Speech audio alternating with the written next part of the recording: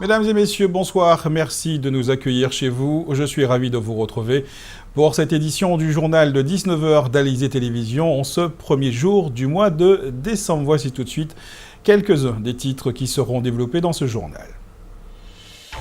2000 personnes vivraient en Guadeloupe avec le virus du sida. Arrêt ce soir sur les mesures de prévention de la maladie. Les talents exprimés par les personnes handicapées mis en valeur par le conseil départemental. Rencontre avec un homme qui s'assume et qui surmonte son handicap. Depuis 25 ans, les tortues marines sont protégées en Guadeloupe. La plupart des espèces recensées dans le monde trouvent refuge dans les eaux de l'archipel. Le journal Rony Nabal. Historique et la situation ne connaît pas de précédent sous la Ve République. Le président en fonction, François Hollande, ne briguera pas un second mandat. Le président de la République l'a annoncé solennellement dans l'après-midi. Je vous propose d'écouter une partie de sa déclaration depuis l'Élysée. Je suis conscient des risques que ferait courir une démarche, la mienne, qui ne rassemblerait pas largement autour d'elle. Aussi, j'ai décidé de ne pas être candidat à l'élection présidentielle, au renouvellement donc de mon mandat. Je tenais ici à vous en faire part directement, comme je m'y étais engagé au début du mois de décembre, tel que je l'avais moi-même annoncé. Je le fais en prenant toute ma responsabilité, mais aussi en appelant à un sursaut collectif. Parmi les réactions à cette déclaration, celle de Josette Borel-Lincertin. La présidente du conseil départemental de Guadeloupe déclare que la France, les Français et l'histoire rendront vite justice à François Hollande, qui terminera son mandat, je cite toujours, comme un homme d'État intègre, droit et digne. De son côté, Éric Jalton salue la décision pleine de lucidité et de sagesse d'un homme qui, dans une période de crise plurielle et internationale ainsi que de guerre contre le terrorisme, assume ses succès mais aussi ses échecs, notamment le taux de chômage toujours beaucoup trop élevé en France généralement, mais particulièrement en Guadeloupe. Fin de citation. Saviez-vous qu'il existe deux types de virus de l'immunodéficience humaine, le VIH responsable du sida, le VIH1 le plus courant en France et dans le monde, et le VIH2 qui concerne majoritairement les patients d'origine d'Afrique de l'Ouest. Ce deuxième virus est d'évolution naturelle plus lente et chez les personnes qui en sont affectées, la maladie ne progresse que rarement, même sans traitement. Les autres doivent bénéficier d'une prise en charge régulière et avoir un suivi médical constant. En Guadeloupe, quelques 2000 personnes sont suivies dans les hôpitaux de Saint-Martin, Basse-Terre et de Pointe-à-Pitre. Chez nous, la transmission du VIH est essentiellement hétérosexuelle et la maladie concerne autant les femmes que les hommes, bien que la part de contamination dans le cadre de relations homo- et bisexuelles est en augmentation chez ces derniers. En Guadeloupe, la majorité des personnes vivant avec le VIH bénéficient d'un traitement antirétroviral et dans 90% des cas, ce traitement leur permet de contrôler l'infection. Reportage signé Muriel Barlagne. En Guadeloupe, 2000 personnes vivent avec le VIH, Saint-Martin compris. Un peu plus de 94% d'entre elles sont sous traitement. C'est au service maladies infectieuses que les patients séropositifs sont pris en charge et ils y sont orientés après un test réalisé par leur médecin généraliste, un laboratoire ou une structure de dépistage. Tout commence par une consultation d'accueil et un bilan initial afin de confirmer les résultats. Dans le service, avec toute l'équipe, assistante sociale, psychologue, infirmière, il y a une prise en charge pour faire le point avec la personne et un peu dédramatiser la situation en fait. Parce que dans l'esprit des gens, finalement, souvent encore, se découvrir VIH, c'est une situation qui demeure extrêmement anxiogène parce qu'il y a encore plein de fausses croyances. On pense que c'est une maladie dont on va fatalement mourir. Beaucoup ignorent tous les progrès réalisés. Alors que depuis plus de 15 ans, si on est bien pris en charge, non seulement on ne mourra pas du moins à cause de l'infection VIH, on ne doit pas mourir à cause de l'infection VIH, on ne doit pas développer de complications et on peut tout à fait espérer vivre aussi longtemps que quelqu'un qui n'a pas le virus si on est pris en charge tôt. Les patients porteurs du VIH sont de moins en moins hospitalisés. Depuis plus de 15 ans, grâce à la trithérapie, leur qualité de vie s'est considérablement améliorée. Elle a permis de passer d'une maladie mortelle à une maladie chronique qui nécessite une prise de traitement à vie. Ça ne permet pas la guérison, ça ne tue pas le virus, ça ne le fait pas disparaître. Mais grâce au traitement, on peut empêcher le virus de se multiplier à l'intérieur de ces fameuses cellules de la défense de notre organisme et de les détruire. Et si même il avait commencé à les détruire, le traitement permet en stoppant le développement du virus, sa multiplication, ça permet au système immunitaire de la personne de se reconstruire s'il avait été endommagé en quelques mois et de retrouver une immunité normale. Le virus est toujours présent à l'intérieur de l'organisme, mais c'est un peu comme s'il était endormi. En tout cas, il ne sort plus de réservoir, de zone où il reste finalement un peu comme une belle au bois dormant, si vous voulez. Le patient, acteur et au cœur de sa prise en charge, est amené à rendre visite à son médecin 1 à 2 fois par an. Une surveillance de la charge virale est régulièrement effectuée par prise de sang. Il s'agit de vérifier si le virus est bien contrôlé, c'est-à-dire s'il ne se multiplie plus. À part ces contraintes, le séropositif peut mener une existence tout à fait normale, mais il lui reste à affronter le regard des autres, ce qui n'est pas encore gagné. Jusqu'au 5 décembre, le Conseil départemental de Guadeloupe organise la première édition de la manifestation Graines d'espoir, en dit autrement Cap. Pour la collectivité, cette manifestation doit être l'occasion de contribuer à changer le regard qui est porté sur les personnes en situation de handicap. À l'approche de la Journée internationale du handicap, plusieurs rendez-vous sont prévus, dont le premier était aujourd'hui à la résidence départementale au Gosier. L'ouverture officielle de la manifestation en présence de personnes atteintes de cécité. Reportage Joël Saint-Silly. Sur nous peut s'effondrer et la terre peut bien s'écrouler. Peu importe si tu m'aimes, je me fous du monde entier. Coup d'envoi de Graines d'espoir sous le signe de la douceur et du talent, avec une prestation de Luan Pommier, une artiste malvoyante qu'on ne présente plus. Une façon pour le conseil départemental, chef d'orchestre de la politique d'autonomie en faveur du public handicapé, de montrer que le handicap ne doit plus être un obstacle à l'intégration sociale. Chaque fois que nous devons montrer qu'il y a une cohésion au sein de cette société, que tous, nous les valides, je dirais entre guillemets, puisque dans la seconde qui suit, nous pouvons devenir un handicap, nous sommes des handicapés potentiels. Donc nous devons aussi dire à ces personnes qu'ils sont intégrés dans la société, que nous prenons en charge leur handicap, mais que nous les considérons comme faisant partie de cette société guadeloupéenne. L'occasion aussi de rappeler que le conseil départemental, en flagrant délit de compétence, demeure le bras armé de la solidarité en Guadeloupe. C'est nous qui accompagnons, nous servons, je dirais, des indemnités, des aides à ces personnes handicapées. Je crois que tout ce que nous faisons, je pense que ce n'est jamais suffisant, parce que nous aurions aimé faire encore plus, faire en sorte que l'intégration soit totale et que nous puissions, tout un chacun, goutte d'eau après goutte d'eau, comme il vient de dire, apporter notre part à cette grande mission, d'humanité, pour que nous puissions dire que notre société, elle est un tout, elle est avec les jeunes, avec ceux qui sont en difficulté, avec ceux qui sont handicapés. Mais je crois que la solidarité, c'est le mot qui permet à la Guadeloupe d'avancer. Une solidarité qui s'est manifestée in situ avec la remise de matériel devant améliorer l'autonomie des personnes en situation de handicap, comme cette canne d'aveugle connectée capable de détecter les obstacles. Graines d'espoir se poursuivra tout au long du week-end avec de nombreuses rencontres, beaucoup d'informations et notamment une sensibilisation au sport adapté. Merci Madame Jean.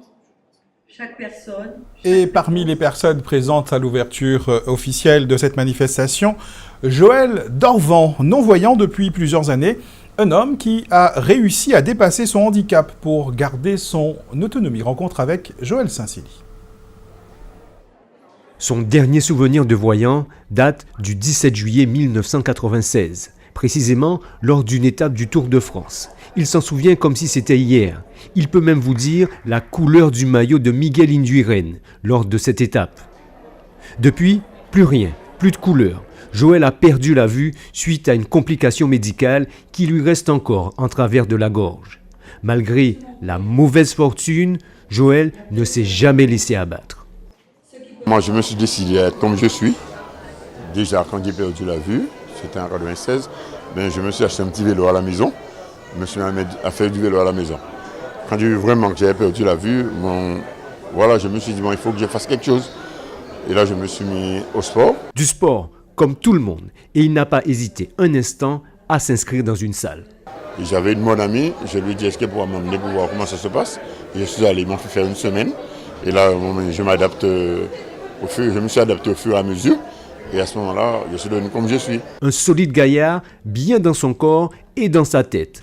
Il parle même d'autonomie au point de pouvoir se passer de la fameuse canne blanche. J'ai fait mes petites affaires, mais voilà. Même des fois le bâton, des fois je vois l'utilité si on veut, mais seulement pour traverser la route. Mais comme je connais du monde, à ce moment-là, je me déplace, je fais mes affaires.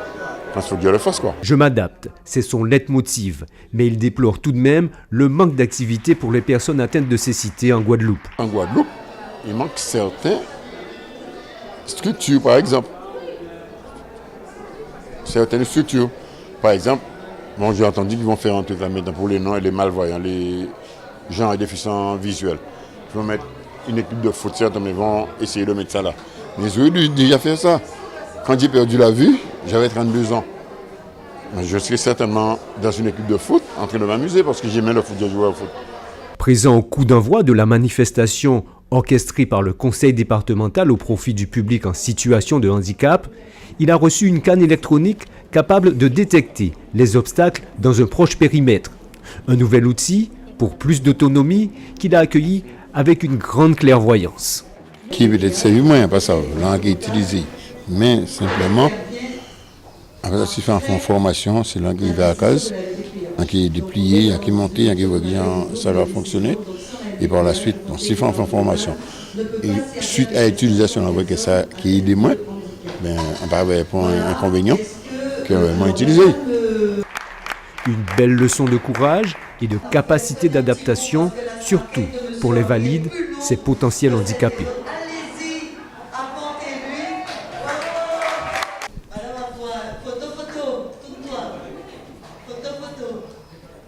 Dans un instant, nous irons visiter une exposition consacrée aux tortues marines qui se tient au Gosier, mais tout de suite, place à notre tour d'horizon de l'actualité dans la grande région, direction la Guyane qui développe une production d'énergie plus vertueuse. C'est votre rendez-vous Caraïbes. Saint-Georges-de-l'Oyapock, commune frontalière du Brésil, est en train de voir le bout du tunnel. Non raccordé au réseau électrique, éclairé depuis trop longtemps par une centrale diesel qui n'est plus aux normes et une centrale hydraulique désuète, la commune de l'Est de la Guyane verra prochainement sa situation améliorée.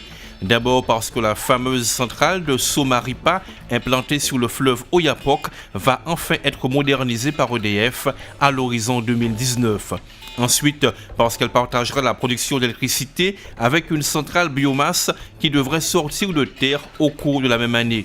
Saint-Georges sera alors totalement alimenté en énergie verte et verra sa consommation électrique réduite. Associée à EDF, c'est la société Abiodis qui porte ce projet, financé en partie par l'Agence française de développement. La production d'électricité sera couplée à deux autres activités, l'exploitation forestière bien sûr, mais aussi la transformation du bois. Au lendemain de la mort de Fidel Castro, Amnesty International ne s'incline pas vraiment devant la mémoire du père de la révolution cubaine. Si l'ONG reconnaît les progrès accomplis dans l'accès à la santé, à l'éducation et au logement, en revanche, elle ne manque pas de dénoncer la répression systématique organisée par l'ancien chef d'État quant aux libertés fondamentales à Cuba tout au long de ses 49 ans d'exercice du pouvoir. Décédé le 25 novembre au soir, à l'âge de 90 ans, les cendres de Fidel Castro seront inhumées dimanche 4 décembre à Santiago, deuxième ville de Cuba. Entre-temps, une longue procession aura traversé le pays après être parti de la Havane. 10 morts et de très nombreux dégâts, c'est la marque laissée par Otto sur son passage au Costa Rica, selon le dernier bilan dressé par les autorités du pays centra-américain. À ces victimes s'ajoutent 10 000 sinistrés et près de 3 000 km de routes endommagées. C'est la région du Nord qui a été la plus touchée par le premier ouragan à avoir frappé directement le pays depuis plus d'un siècle et demi. Fort heureusement, l'électricité et le téléphone ont depuis été rétablis aux 2 tiers. Au Panama, le phénomène a fait des victimes collatérales. 8 personnes ont perdu la vie à cause des inondations. Plus au nord, au Nicaragua, qui a également vécu un tremblement de terre de forte intensité, des maisons ont été endommagées et la chute des arbres a entraîné la destruction de lignes électriques. Autrefois exploitées pour leur viande, leurs œufs, mais également leur carapace, les tortues marines qui visitent nos eaux bénéficient désormais d'une protection accrue. Depuis 1991, les autorités ont pris des mesures pour que les espèces de tortues qui fréquentent nos côtes puissent paisiblement venir se reproduire. Depuis 25 ans donc, la protection est organisée.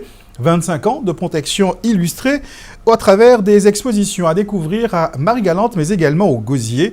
La médiathèque Raoul-Georges Nicolo accueille jusqu'au 20 de ce mois une exposition de photos mise en place par le réseau Tortues Marines de Guadeloupe. Reportage Muriel Barley.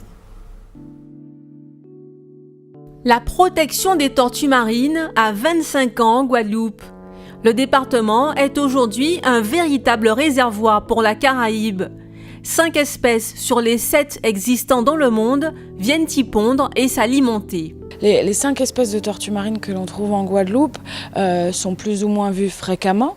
La plus connue, c'est la tortue qui est appelée tortue carrette, la tortue imbriquée. C'est la tortue qu'on utilisait autrefois, notamment pour les écailles. On a aussi la tortue verte, que l'on voit plus facilement s'alimenter sur les herbiers et qui est la tortue qui était autrefois consommée pour sa chair. La tortue luth, qu'on appelait aussi bataclan, qui est une tortue qui vit au large et se nourrit de méduses. C'est le plus gros reptile vivant, donc c'est celle qui est vraiment la plus impressionnante, on va dire. Et les 2 espèces un peu plus discrètes dans nos eaux, ce sont la tortue caouane et la tortue olivâtre, qui vivent au large et que les pêcheurs peuvent croiser en allant relever leurs engins, mais qui sont peu vus par le grand public.